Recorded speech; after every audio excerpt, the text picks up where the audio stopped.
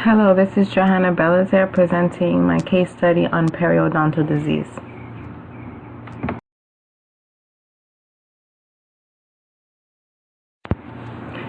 A 25-year-old woman is concerned because of gingival bleeding that occurs even after gently brushing her teeth. Physical inspection reveals the border of the gingiva is slightly swollen and red. There's blood oozing from the gingival border. Her teeth are covered with plaque. After being instructed to keep teeth clean and not adherence to this instruction, several years later she presents with severe gingival retraction. Upper parts of tooth roots are exposed and some teeth are mobile.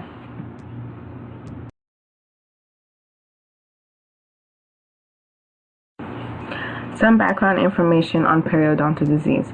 Perio means around and dontal means teeth. So periodontal disease are infections of the structures around the teeth, which includes the gums, the periodontal ligament, and the alveolar bone. The early stages, gingivitis is seen, which means the gums are affected, and in more severe forms of the disease, all dental tissues are involved. There are various types of bacteria in dental plaque that are the major cause of periodontal disease. The cells of the body's immune system release substances that cause inflammation and destruction of gums in an effort to eliminate bacteria on teeth. This inflammation leads to the destruction of gums, periodontal ligament, or alveolar bone. And as a result of this inflammation, a person experiences swollen, bleeding gums, gingivitis, and loosening of teeth, which is a sign of severe periodontitis. So here we can see how daily toothbrushing and flossing is important to keep the bacteria on your teeth to a minimum, thus preventing the immune response in your body causing inflammation.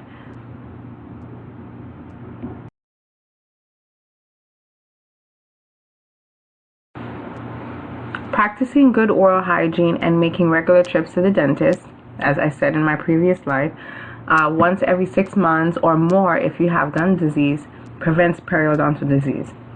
Daily brushing and flossing can help remove plaque from teeth. Poor oral hygiene and irregular dental visits cause plaque buildup on teeth and eventually spread below the gum line.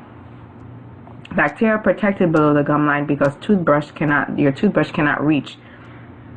So the buildup of plaque below the gum line leads to inflammation, and as gums become more swollen, they detach from the tooth, forming a space of pocket between the tooth and the gums.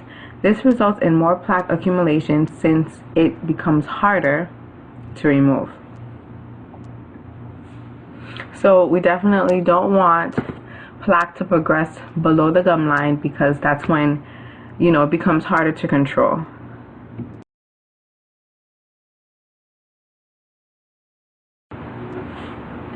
Uncontrolled plaque leads to inflammatory response that may spread to the periodontal ligament and alveolar bone, causing structures to be destroyed. Genetics, smoking, tobacco use, misaligned or crowded teeth, braces and bridge work, grinding and gritting of teeth, clenching teeth, stress, fluctuating hormones, medications, diseases such as diabetes, leukemia, HIV, inflammatory bowel disease, and poor nutrition are risk factors that may contribute to one developing periodontal disease. So some of these risk factors obviously are preventable, such as smoking and tobacco use. Others not so much, like the diseases that people are diagnosed, fluctuating hormones as can be seen like in pregnancy.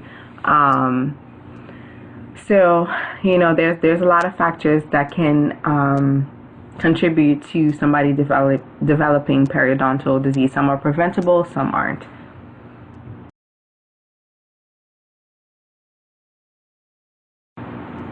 This slide gives you an idea of the structure of the tooth. So when I'm speaking about the alveolar bone and the periodontal membrane, even you can see from like the enamel, the dentin, it just gives you an idea of how the tooth is structured. and how the disease can affect and progress in periodontal disease. And the second picture is basically giving you an idea of what healthy teeth look like in real form, and next to it you can see like the structures and what moderate periodontitis looks like and what severe periodontitis looks like, and gingivitis. Gingivitis is common. Most people, when you're brushing your teeth and you see that you're bleeding, that's a red flag that you have gingivitis, because your gum shouldn't bleed when you're flossing. So we definitely don't want to get to the point, that last picture, where we have severe periodontitis.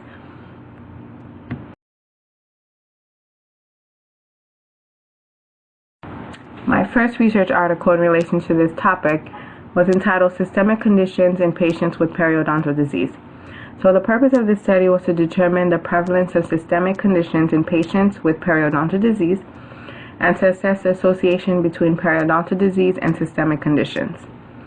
370 records of periodontal patients treated in Dental Clinic Hospital University Sans, Malaysia, Kelantan were randomly selected and reviewed. The diagnosis of periodontal disease and the presence of systemic conditions were recorded.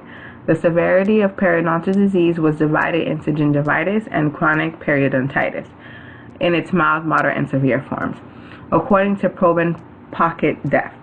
The prevalence of systemic conditions in patients with periodontal disease was 30.5%, comprising more of hypertension and diabetes mellitus. In conclusion, this study found that systemic conditions were significantly associated with chronic periodontitis that may highlight the importance of the collaboration between medical and dental practitioners. So this research article is very informative in the sense it's been commonly said that poor dental hygiene can lead to infective endocarditis. Like when you have poor oral hygiene, you go to the dentist and they clean your teeth, that can lead to the bacteria from your teeth going into your heart, causing problems such as infective endocarditis. So not only that, but this article shows that other systemic conditions like diabetes and hypertension can also or are associated with chronic periodontitis, and that's very important because hypertension and diabetes are very common conditions that people have. So it is very important that primary care physicians and dentists collaborate to inform the patient that, hey, listen, you have hypertension, you have diabetes, make sure you go to the dentist more often, or you're at a higher risk of developing periodontitis because of these conditions. It's very important for people to realize that, because we're often concerned about our health, the diseases that we're diagnosed with, like hypertension and diabetes, because to us in our mind it's more serious, but then we kind of neglect or fail to realize the importance of also maintaining good oral hygiene.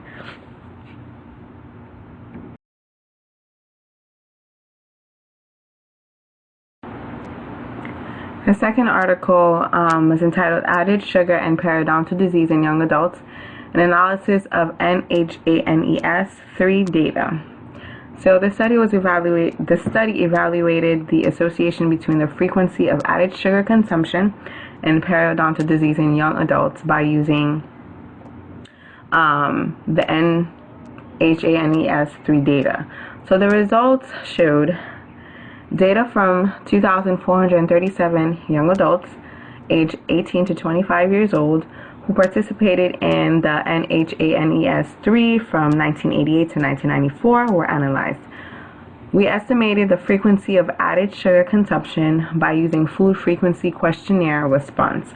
A high consumption of added sugar was associated with a greater prevalence of periodontal disease.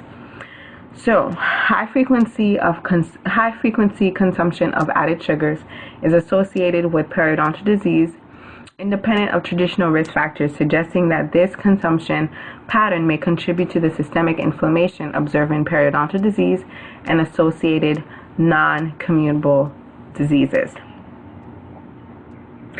So basically, the study evaluated how added sugar contributes to periodontal disease, and that's kind of, it's not surprising to me because sugar gets the bad rap for a lot of things, and we know how sugar can affect our teeth. So obviously, if we're consuming it in excess, it will, or I'm not surprised that it can contribute to periodontal disease. And this is independent of other risk factors that somebody may have, like smoking. So if you smoke and you eat a lot of sugar, there goes, double risk for you. So this study definitely, shed light on that. So stay away from too much sugar.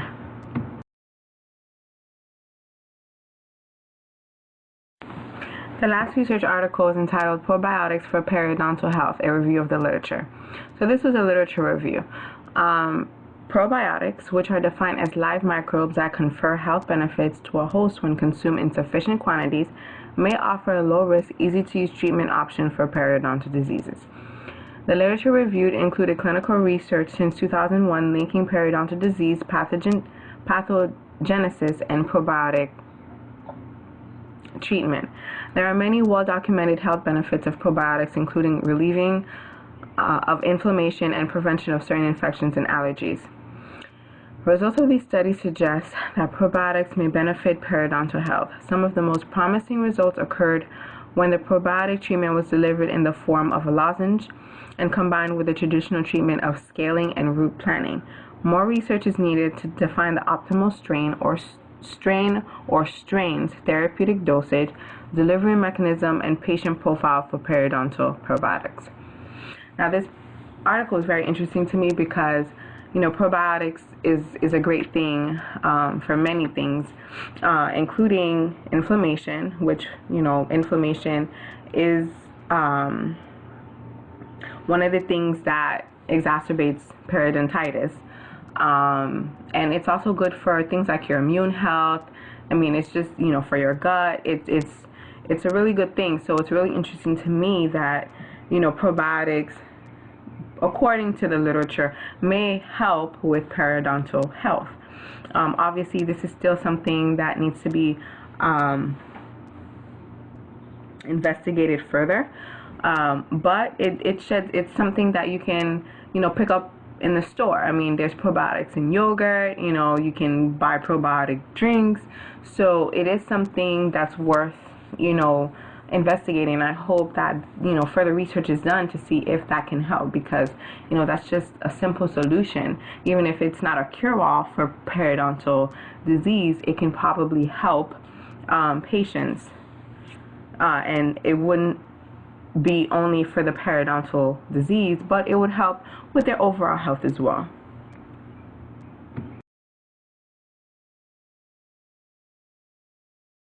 And this concludes my case review on periodontal disease, and these are my references. Thank you. Hope it was informative.